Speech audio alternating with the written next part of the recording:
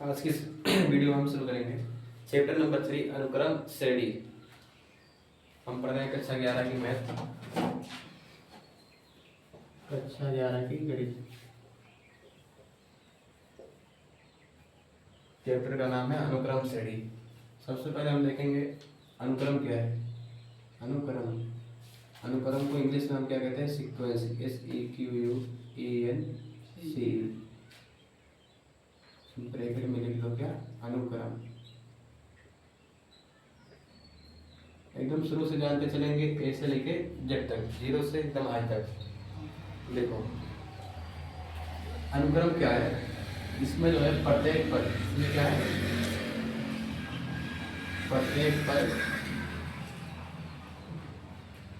प्रत्येक पद समान क्रम पर आता है। प्रत्येक पद समान क्रम पर आता है, समान क्रम पर आता है। एग्जाम्पल में देखें, जैसे 2, 4, 6, 8, 10। 2 और 4 के बीच कितना अंतर है? 2 का अंतर है। 4 और 6 के बीच 2 का। 6 और 8 के बीच, 8 और 10 के बीच। प्रत्येक पद यानी हर एक पद समान क्रम पर आया है, यानी सबके बीच में 2 का अंतर है। इसे हम क्या कहेंगे? अनुक्रम। और इसके बाद में देखो अनुक्रम हो गया। उसके बाद देखेंगे श्रेणी। श्रेणी को क्या कहते हैं इंग्लिश में? सीरीज, SERIES, सीरीज यानी कि श्रेणी। श्रेणी क्या है? एग्जाम्पल, श्रेणी में होता है,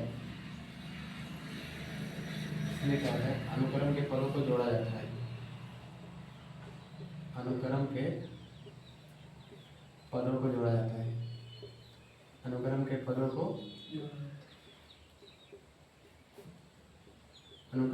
को जोड़ते हैं श्रेणी में।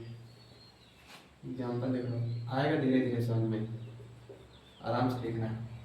श्रेणी में क्या होता है? अनुक्रम के पदों को जोड़ते हैं।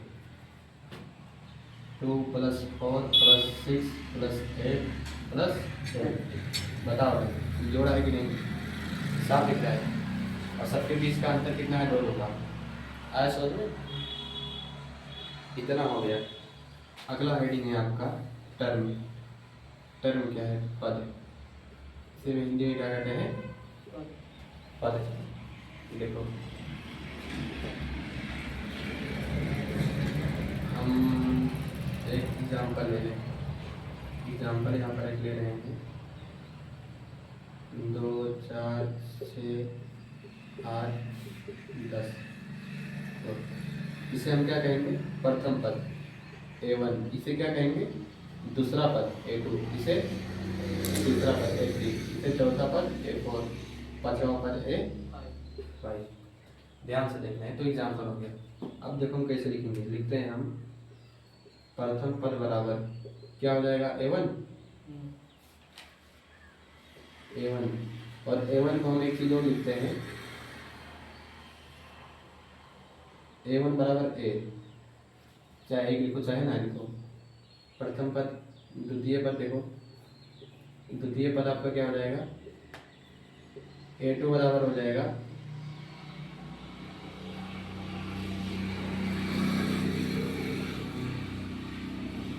अच्छा, ये तो पता है ना आपको प्रथम पद।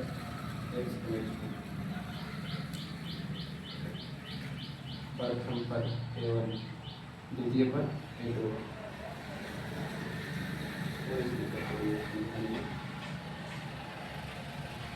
A2 को हम क्या लिख सकते हैं? A+3। A2 को क्या लिखते हैं? देखो प्रथम पद इसको हम लिखते हैं A1 बराबर A, और A का मान क्या है? 2। दूसरे पद को क्या लिखते हैं? A2 या लिखते हैं A+3। इसका मान कितना है? 4। आया समझ में? दूसरा नहीं, ये वाला ना।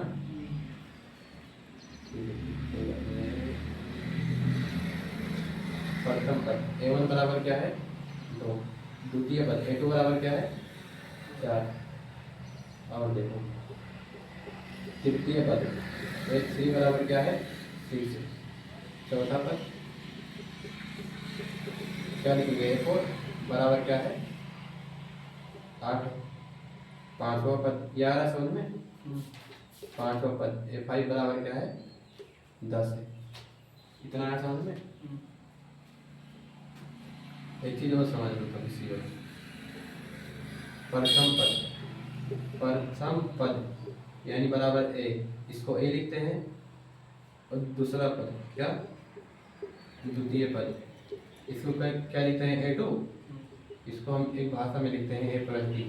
आगे बताएंगे सब क्या है, अभी सिर्फ समझ देख लो कैसे क्या है। तृतीय पद क्या होता है A3, इसको लिखते हैं A+2D, A+2D। चौथा पद A4 बराबर क्या हो जाएगा A+3, 1D 2D 3D। देखो 10 की कुछ चीज़ें याद आ रही है, एग्जाम्पल आएगा भी सब क्लियर हो जाएगा। पांचवा पद एक कम लिखेंगे, एक बस बस हाँ, देखो यहाँ पर D नहीं था ना, एक कम है, यहाँ 1D 2D 3D। पांचवा पद यानी सबसे पहले A रहेगा +4D, एक कम कर लो। आया समझ में? ठीक है, इतना लिख लो।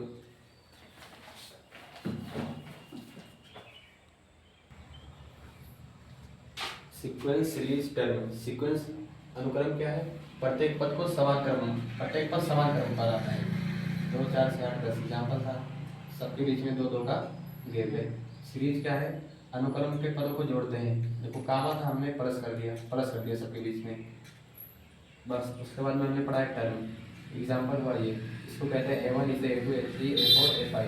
A1 क्या है, प्रथम पद है बराबर 2, A2 क्या है, द्वितीय पद बराबर A2 बराबर 4, ऐसे सब है।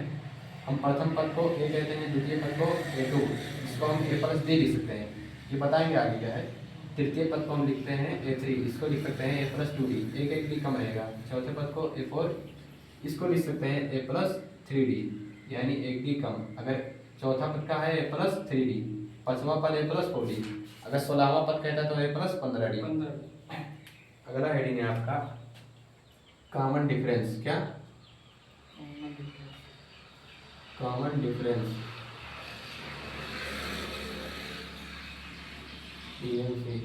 इसे हिंदी में आप क्या कहते हैं, सार अंतर। सार अंतर इसे डी से लिखते हैं, जी बिल्कुल, इसे डी से लिखते हैं। सार अंतर तो को किससे लिखते हैं, डी से लिखते हैं। और डी बराबर आपका होता क्या है, A2 माइनस A1, ये इसका सूत्र हो गया। अब आते हैं एग्जाम्पल पे। पहला एग्जाम्पल है आपका, पहला यही ले लो, 2, 4, 6, 8, 10 का सार अंतर बताइए, का सार अंतर बताइए, सार अंतर बताइए या कॉमन डिफरेंस बताइए। देखो कैसे होगा सोल्यूशन। सबसे पहले हम देखेंगे प्रथम पद क्या है 2, तो लिख लो A1 बराबर कितना है 2, A2 बराबर कितना है 4। अब हमें निकालना क्या है, सार अंतर। सार अंतर को हम B से लिखते हैं, क्योंकि सार अंतर ब्रैकेट में D बराबर क्या हो जाएगा, सूत्र क्या है इसका, A2 माइनस A1। A2 का मान क्या है 4, A1 का मान क्या है 2, 4 में 2 गए तो 2, सार अंतर कितना आ गया 2। आया समझ में? ठीक है, एक एग्जाम्पल आप अपने से करो। 6 + 12 + 18 + 24 का कॉमन डिफरेंस बताइएगा। कॉमन डिफरेंस इसका मतलब सार अंतर। कॉमन डिफरेंस बराबर क्वेश्चन मार्क, सेम ऐसा रहेगा।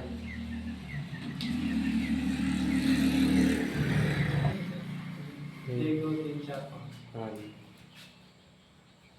पढ़ा है तो उतना सही से कहाँ, टेस्ट वक्त भी नहीं हुआ था ना, सही से रिवीजन हुआ था। साइंस चल रहा था, साइंस लोग पढ़े नहीं थे ज़्यादा। देखो अगला एग्जाम्पल है, इसका आंसर 6 आएगा, -3 कामा माइनस का 6 कामा माइनस का 9 माइनस का कॉमन डिफरेंस का कॉमन डिफरेंस यानी कि सार्वंतर आया समझ में। शॉर्टकट में देखो कैसे होगा। a1 का मान क्या है, प्रथम पद माइनस का 3, a2 दूसरा पद क्या है माइनस का 6, सार्वंतर यानी कि कॉमन डिफरेंस बराबर होता क्या है a2 माइनस a1। चाहे यहाँ पर d लिखो, चाहे सार्वंतर लिखो, चाहे कॉमन डिफरेंस, चाहे d लिखो, d सही है शॉर्टकट में। a2 का मान क्या है माइनस का 6, माइनस से माइनस लगा लो। a1 का मान क्या है माइनस का 3, तो दो माइनस हो रहे हैं तो इसको लिख लो ब्रैकेट में। तो माइनस का 6 माइनस माइनस प्लस का 3, माइनस प्लस बड़ी संख्या के आगे माइनस है तो 6 में कितनी देखो माइनस का 3, सार्वंतर कितना आ गया माइनस का 3। ठीक है, इतना हो गया। उसको नोट कर लो, उसके बाद में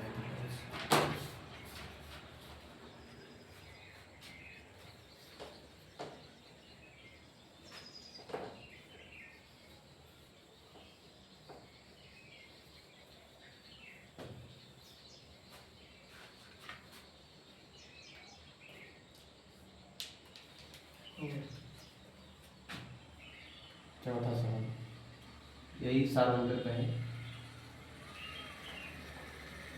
7 14 21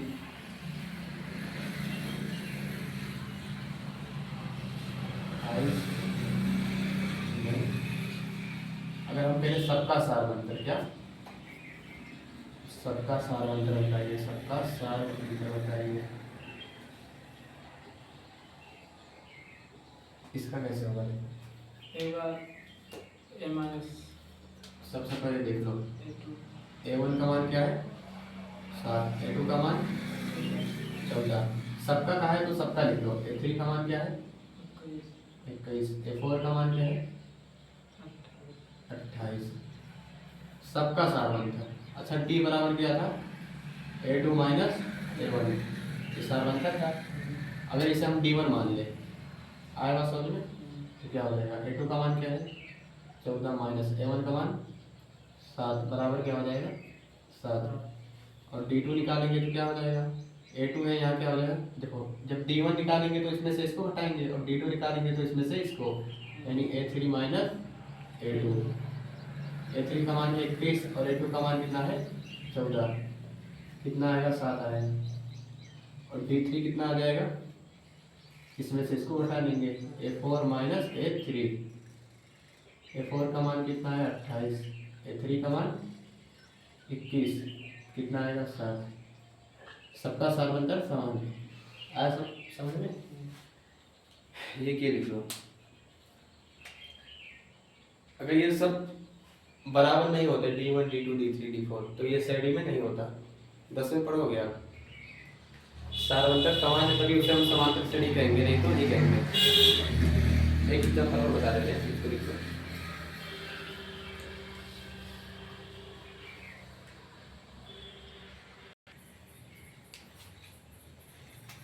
अच्छा एग्जांपल देखें, 2 है 3 है 5 है 7 है 21 है का डी, यानी कि सार्वंतर होता है डी मतलब डी। हाँ सही।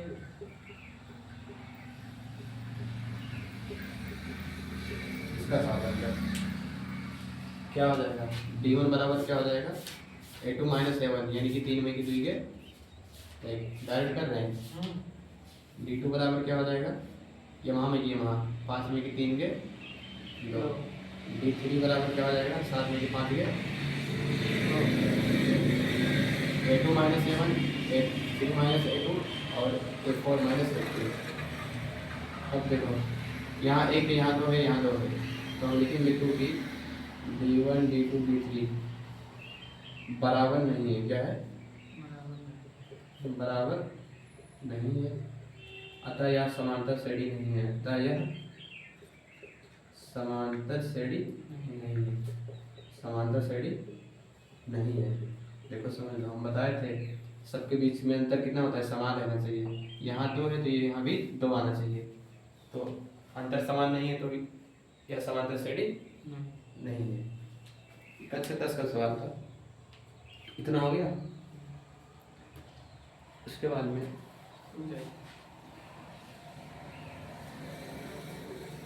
अगला हेडिंग आप कर देना,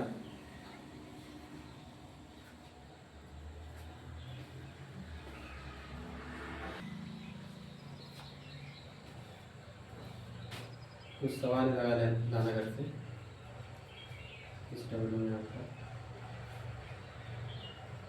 पहला सवाल आपको दे रहे हैं हम 1/2, 3/2, 5/2 और 7/2। इसका क्या निकालना है, सारभांतर। हो जाएगा। हाँ 3/2 माइनस 1/2 एक बता दे रहे हैं, हो जाएगा। 2/2 कटेगा तो ऐसे सबका निकालना, D1 D2 D3। उसके बाद में है माइनस का पाई, माइनस का पाई/2, माइनस का पाई/2, माइनस का 2, माइनस का 6, माइनस का 8, प्लस का 10 का सारभांतर। ये समान नहीं आएगा क्योंकि ये प्लस में हो गया तो ये वाला हो जाएगा, अतः यहाँ समांतर श्रेणी में ये भी लिखेंगे। तीसरा आप लिखेंगे 4/2, 8/2, 12/2, 16/2 का सारभांतर पूरा निकालना, एक ही नहीं, D1 D2 D3 D4। उसके बाद में कल हम शुरू करेंगे लेक्चर नंबर 2। लेक्चर नंबर 2 में हम पढ़ेंगे यनवा पद। क्या पढ़ेंगे, यनवा पद के बारे में ये पढ़ेंगे। इसमें सवाल पढ़ेंगे एकदम 0 से लेके हाई लेवल तक के सवाल। हो गया, तो बाकी पढ़ेंगे कल।